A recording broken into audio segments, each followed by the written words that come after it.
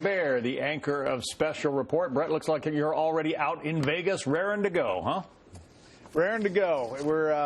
The countdown is on to this big debate, and it is going to be big. I think it is the final time that these two will be on the stage together, and really the dynamic could not be more tense as you get to the countdown to this election and you see these polls.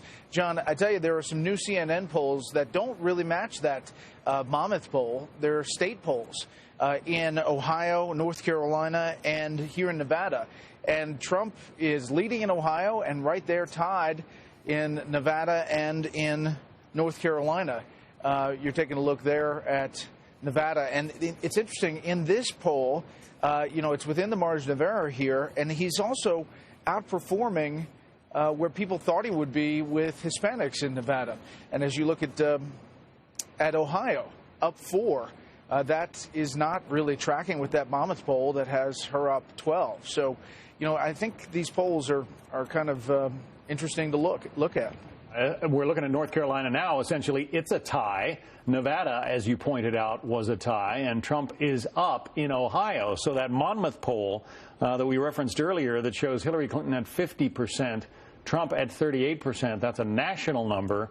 Again, it's really a series of state-by-state elections, and the national number doesn't so much matter if you can win the Electoral College. Now, Trump is still, according even to the state-by-state polls, a long way from winning the Electoral College. But certainly these polls make it look like he's within striking distance still. That's right. He just has to run the table, though. He has to run the table of swing states. She has, the easier path to 270. He has to win all of those. The fact that there's this difference between this national poll and these state polls suggests there is some variance here, and we're going to have our pollster, one of them, on Special Report to kind of dig into the numbers tonight and to talk about everybody's questions about how we go about this and try to get a sense of a snapshot this time 3 weeks from Election Day. What about the presence of the third-party candidates? It would seem that Gary Johnson and Jill Stein would likely hurt Hillary Clinton more than Donald Trump. But then you get to a state like Utah, where Evan McMullin has very deep ties. He's polling, what, 20% in Utah? Yes. I mean, there's one poll that had him up to 22. I think the average has him about 17. Needless to say, he's playing a factor in the state of Utah, and he could potentially win Utah. If you think about it, there's some anecdotal evidence that he's doing well in Idaho.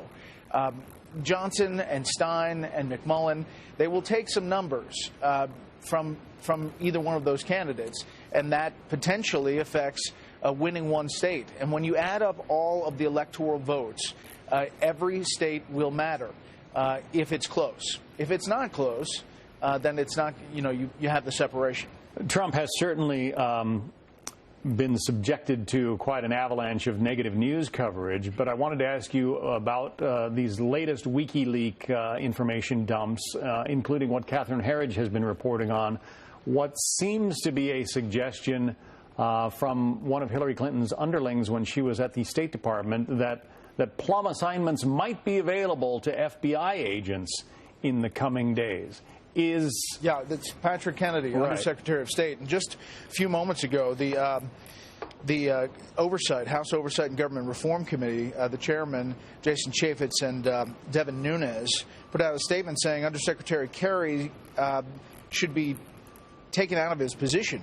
They should not continue serving at the State Department or retain access to classified information because of these allegations. It's not just their characterization of quid pro quo. It's the FBI agents who uses that word in these documents that he felt that Kennedy was trying to give him this other offer to change the classification on this email. The reason for that is because largely they knew that there were classified emails on Hillary Clinton's server when she said there weren't. And nobody at the State Department or nobody at the Clinton camp is denying the veracity of these emails. Well, they're saying that it had to do with a classification question, and it wasn't tied to the quid pro quo, was not directly tied. That's not what this FBI agent says in these documents. And now you have Congress stepping in and saying, Undersecretary, Kennedy should step down or be forced out. We will look for you tonight on a neon-lit edition of Special Report. Bret Baier, thank you. See ya.